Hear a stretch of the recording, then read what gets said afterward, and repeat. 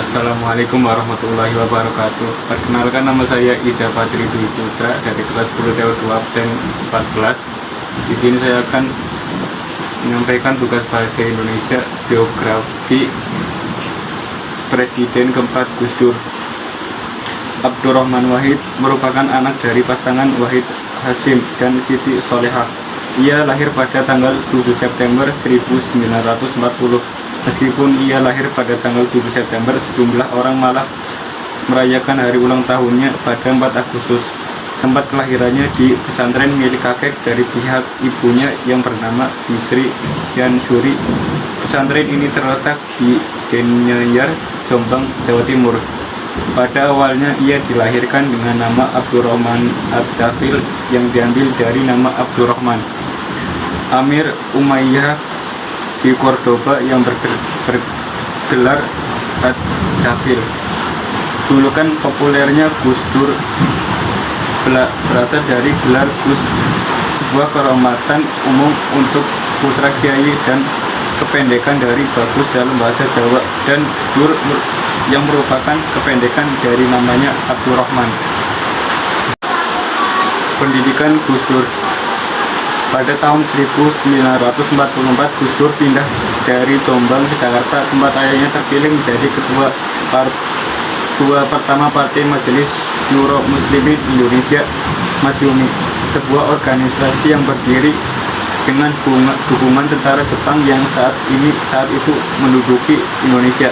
Setelah deklarasi kemerdekaan Indonesia tanggal 17 Agustus 1945, Gus Dur kembali ke Jombang dan tetap berada di sana selama Revolusi Nasional Indonesia melawan Belanda. Pada akhir perang tahun 1949, Gus Dur pindah ke Jakarta dan ayahnya ditunjuk sebagai Menteri Agama.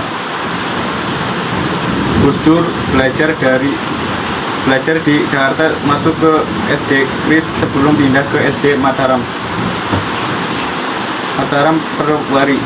Gus Dur juga diajarkan membaca buku non-muslim, majalah, dan koran oleh ayahnya untuk memperluas pengetahuannya. Gus Dur terus tinggal di Jakarta dengan keluarganya meskipun ayahnya sudah tidak menjadi Menteri Agama pada tahun 1952. Pada April 1953, ayah Gus Dur meninggal dunia akibat kecelakaan mobil. Pendidikan Gus Dur berlanjut dan pada tahun 1954 ia masuk ke sekolah menengah pertama.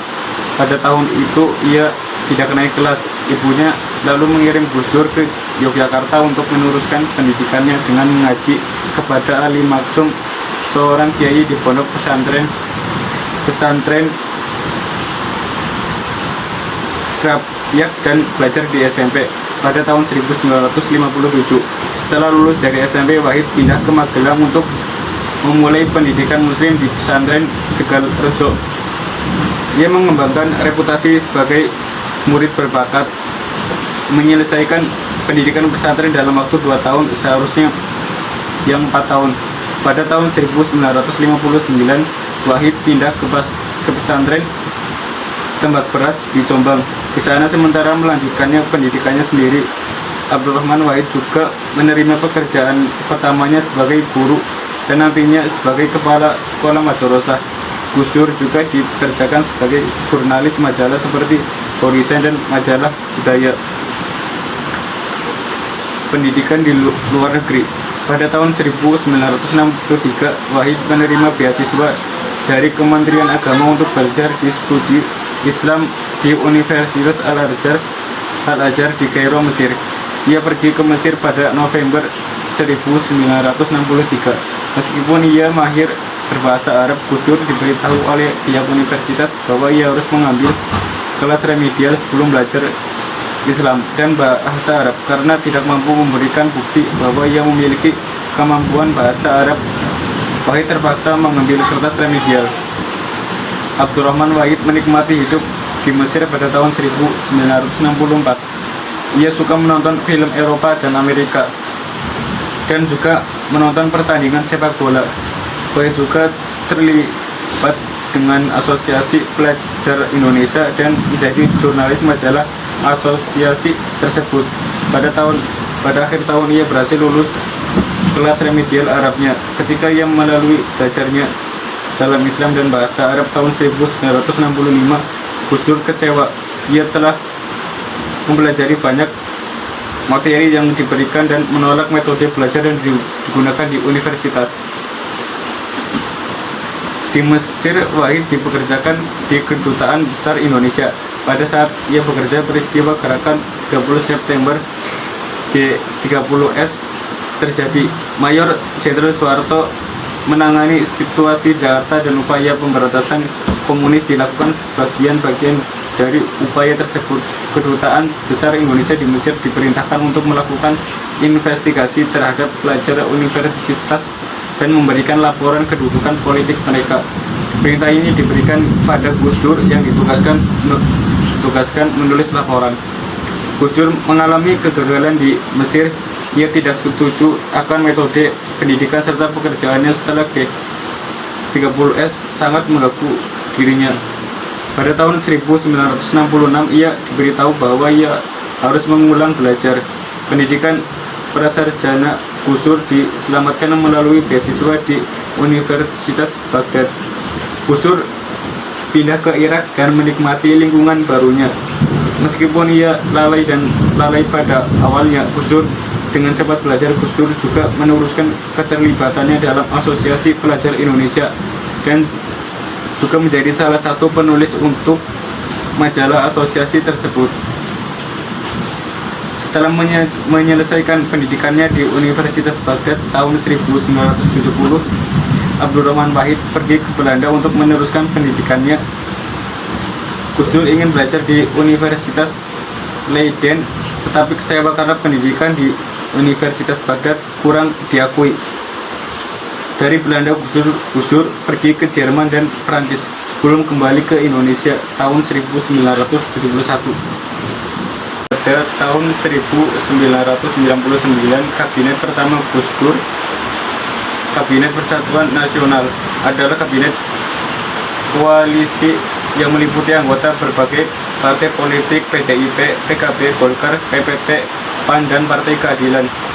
Non-partisan dan TNI juga ada dalam kabinet tersebut. Wahid kemudian mulai melakukan dua reformasi pemerintahan. Reformasi pertama adalah membubarkan Departemen Penerangan Senjata Utama rezim Soeharto dalam menguasai media. Reformasi kedua adalah membubarkan Departemen Sosial yang korup.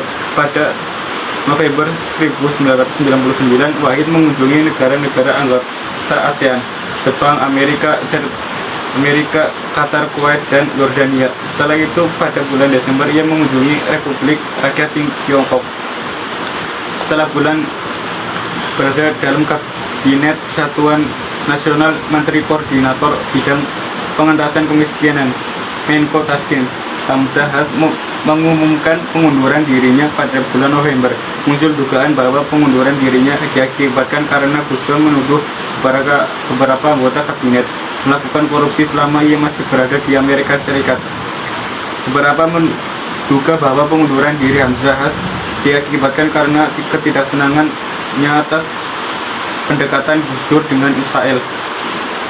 Rencana Gus Dur adalah memberikan Aceh referendum, namun referendum ini menentukan otonomi dan bukan kemerdekaan seperti referendum Timur. Gus Dur juga ingin mengadopsi pendekatan yang lebih lembut terhadap Aceh yang mengurangi jumlah personel militer di negara serambi Mekah tersebut. Pada 30 Desember, Gus Dur mengunjungi Jayapura di Provinsi Irian Jaya. Selama kunjungannya, Abdurrahman Wahid berhasil meyakinkan pimpinan Papua bahwa ia mendorong penggunaan nama Papua. Pada tahun 2000, pada Januari tahun 2000, Gus Dur melakukan perjalanan ke luar negeri lainnya ke Swiss untuk menghadiri Forum Ekonomi Dunia dan mengunjungi Arab Saudi dalam perjalanan menuju ke Indonesia. Pada Februari, Wahid melakukan perjalanan ke luar negeri ke Eropa lainnya dan mengunjungi Inggris, Prancis, Belanda, Jerman, dan Italia. Dalam perjalanan pulang dari Eropa, Gus Dur juga mengunjungi India, Korea Selatan, Thailand, dan Brunei Darussalam. Pada bulan Maret, Gus Dur mengunjungi Timur Leste. Pada bulan April, Wahid mengunjungi Afrika Selatan. Dalam perjalanan menuju Kuba untuk menghadiri pertemuan G77. Sebelum kembali melewati kota Meksiko dan Hong Kong pada bulan Juni, Wahid sekali lagi mengunjungi Amerika, Jepang, dan Prancis dengan Iran, Pakistan, dan Mesir sebagai tambahan baru dalam daftar negara-negara yang dikunjunginya. Pada akhir Desember 2009, meskipun kesehatannya buruk dan baru-baru ini mengunjungi rumah sakit, Gus Dur meminta untuk dibawa mengunjungi Rembang, terletak di Jawa Tengah, dan Jombang. Selama perjalanan kesehatannya memburuk dan Gus Dur dirawat di rumah sakit di Jombang. Pada tanggal 9 Desember 2009, ia dipindahkan ke rumah sakit Dr. Cipto Mangunkusumo di Jakarta Pusat. Keesokan harinya, untuk menjalani cuci darah, ia juga menjalani operasi gigi pada 28 Desember setelah mengeluh sakit gigi. Abdurrahman meninggal dunia pada tanggal 30 Desember sekitar pukul 18.45 waktu setempat karena komplikasi gangguan ginjal, penyakit jantung, dan diabetes. Presiden Susilo Bambang Yudhoyono mengunjungi Gus Dur sesaat sebelum kematiannya. Pemakaman kenegaraan diadakan untuk Gus Dur pada tanggal 31 Desember dan bendera dikibarkan setengah yang selama 7 hari. Dimakamkan di samping kakek dan neneknya serta orang tuanya di kelahirannya Jombang, Jawa Timur. Sekian dari saya. Wassalamualaikum warahmatullahi wabarakatuh.